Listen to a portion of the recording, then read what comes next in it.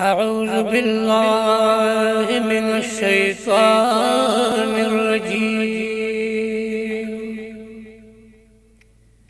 بسم الله الرحمن الرحيم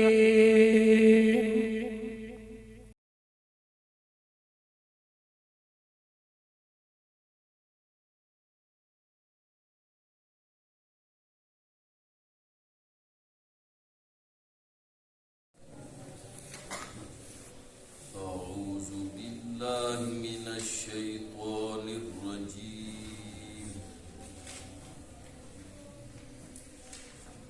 بسم الله الرحمن الرحيم ألم تر إلى الذين قيل لهم كفوا أيديكم وأقيموا الصلاة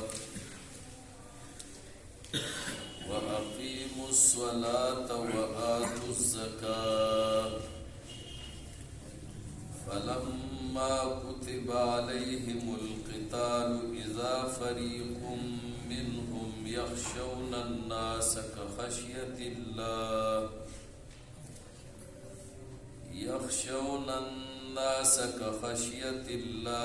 أو أشد خشية وقالوا ربنا لم كتبت علينا القتال لولا أخرتنا إلى أجل قريب قل متاع الدنيا قليل والآخرة خير لمن اتقى ولا تظلمون فتيلا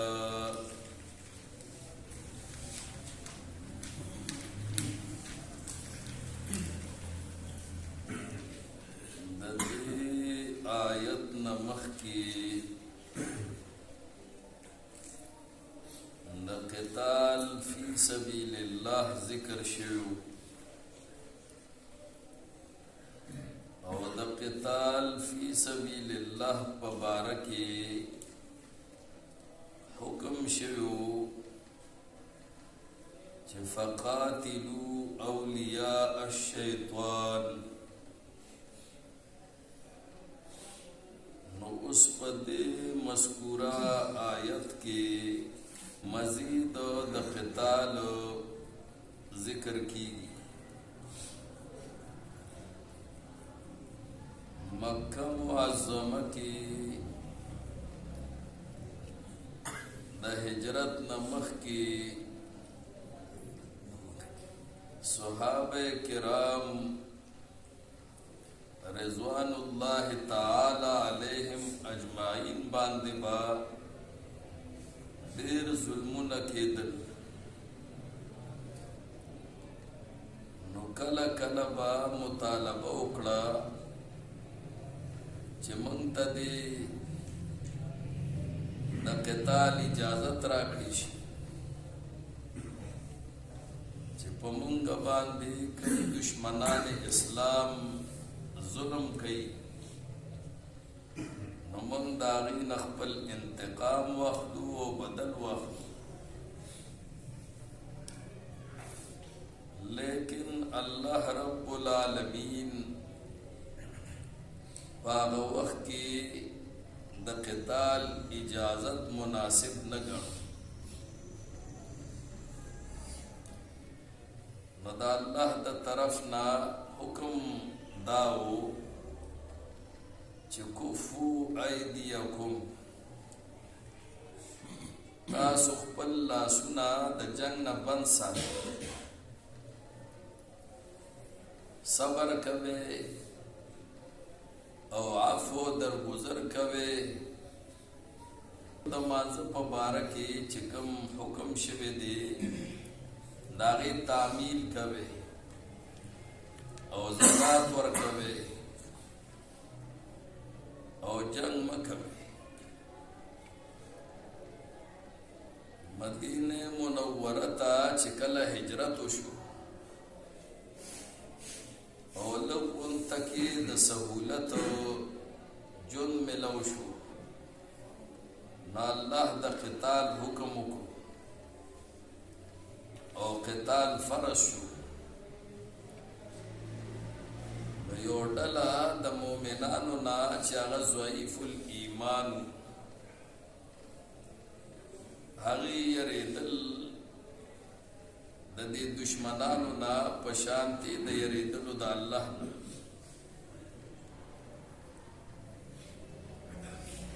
او یا زیات د الله د یرینا یریدل د دشمنانو ځکه چې د الله نه یرا دا عقلي وي او د دشمن نه یرا دا طبعي وي او طبعي یرا د عقلي یری نه زیات وي نو د دې زړه کې د دشمنان اسلام نه یرا وه او په دغه وخت کې دې دا تمنا وکړه چې لولا اخرتنا الى اجل قریب ولې منګه رستو نکړی شو یو نږدې وخت پورې او حکم د قتال زر نوي شوی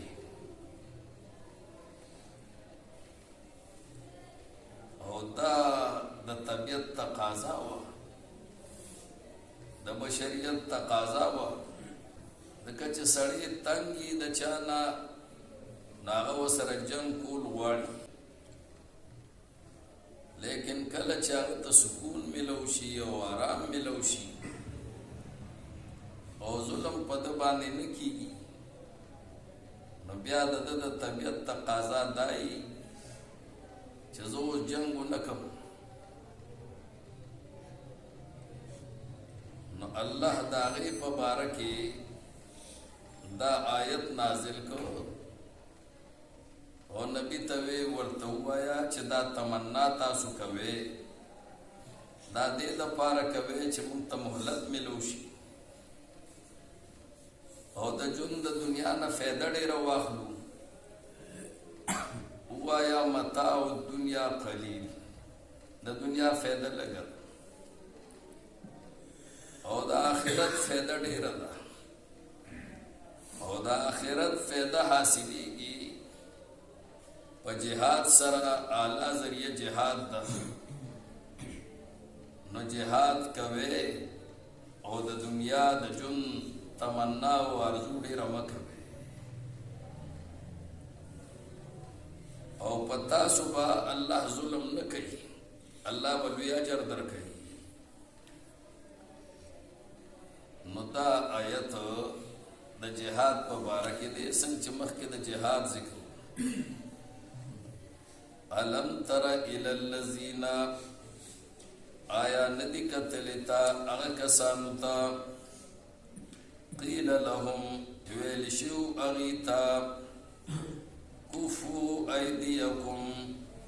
تاسو بنساته لاسونه خپل د جننا جنگ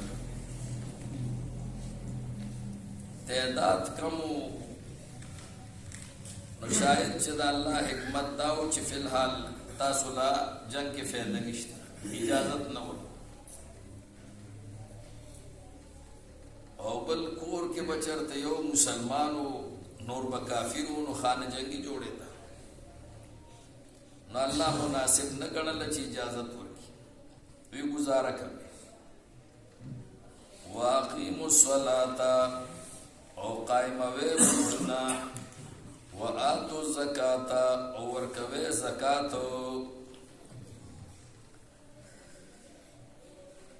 په نفس باندې کوشش کوي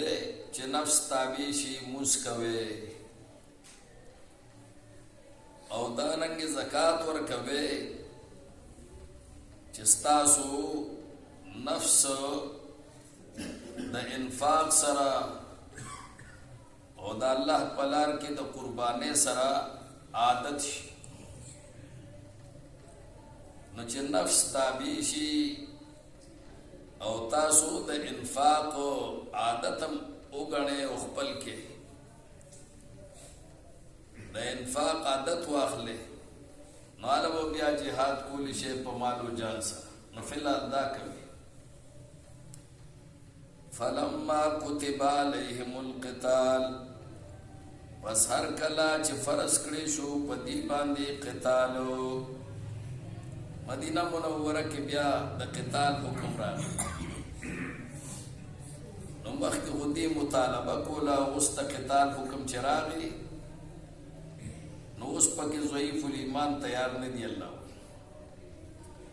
اذا فریق منهم نو اچانک یو ډله د دینا یخشون الناس یریږي د خلقنا د دشمنانو که خشیت الله پشانته د یری د الله نه او اشد خشیه بلکې زیات یریږي د خلقنا وقالو او وایدی ربنا اے رب زمونگا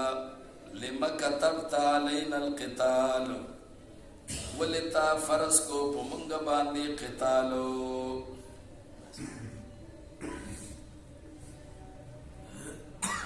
تمنا دا کئی چی قتال حکم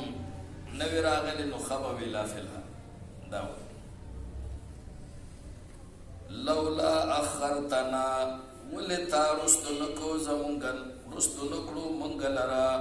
الى اجل قریب یو نیٹی نزدی پوری لگ رستو با حکم د جہاد کڑیوی چمنگ لگ د دنیا سکون حاصل کڑیوی تیاری کڑیوی نو اللہ وی چی ورطا ہوایا چې د دنیا مهلت مغواړي او د جهاد د تاخير تمنا مکوي ځکه چې د دنیا د فیضو د پاره تاسو مهلت غواړي او تمنا کوي د جهاد د تاخير نو دنیا دومره قیمتي شی نه دی وایا اے پیغمبرا متاع الدنیا قلیل سامان د دنیا چې دی دا لګ دی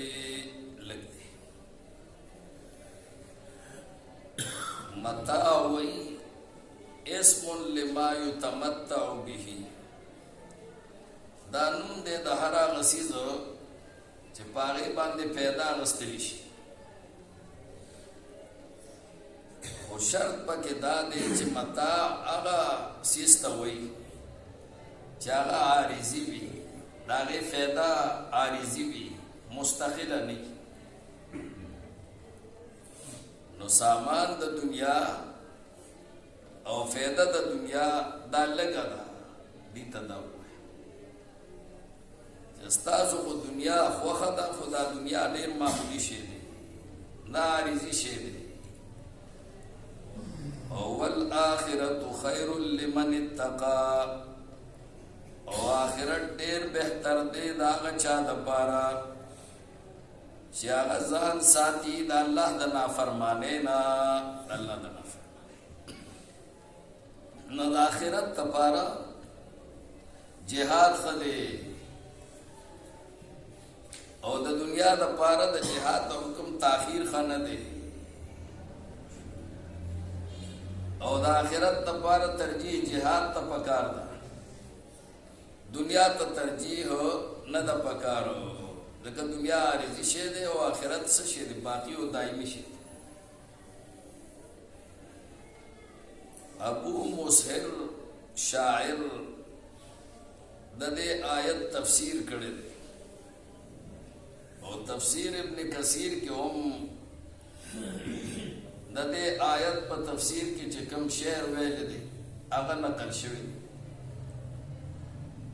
او تفسیر معارف القرآن کې هم نقل شوی دی او نور تفاسیرو کې هم نقل شوی دی هغه د دې تشریح په شعر کې داسې ولا خیر فی الدنیا لمن لم یکن له من الله وی نشته دې خیر په دنیا کې هیڅ پیدا نشته په دنیا کې لمن د پاره د هغه چا دار چا د پاره نه د پاره د هغه چا لم یکن له چې نوی د هغه د پاره من الله د الله د طرفنا فی دار المقام نصیبو پاغ کور د اقامت کې صبرخه یعنی اس خیر نشتا په دنیا کې دا غچا د پاره چې داغه د پاره په جنت کې سزا نه داغه د پاره په دنیا کې اس خیر نشتا دنیا ټوله داغه د پاره تباہی ده چې دا چا د دنیا نه رستو د آخرت جون خنشي نو که د دنیا جون دې ډېر خشو نو دا د پاره تباہی ده او بیا وایي فإن توجب الدنيا رجالا پس که چرته خوشحالي بعضې خلقو لره دنیا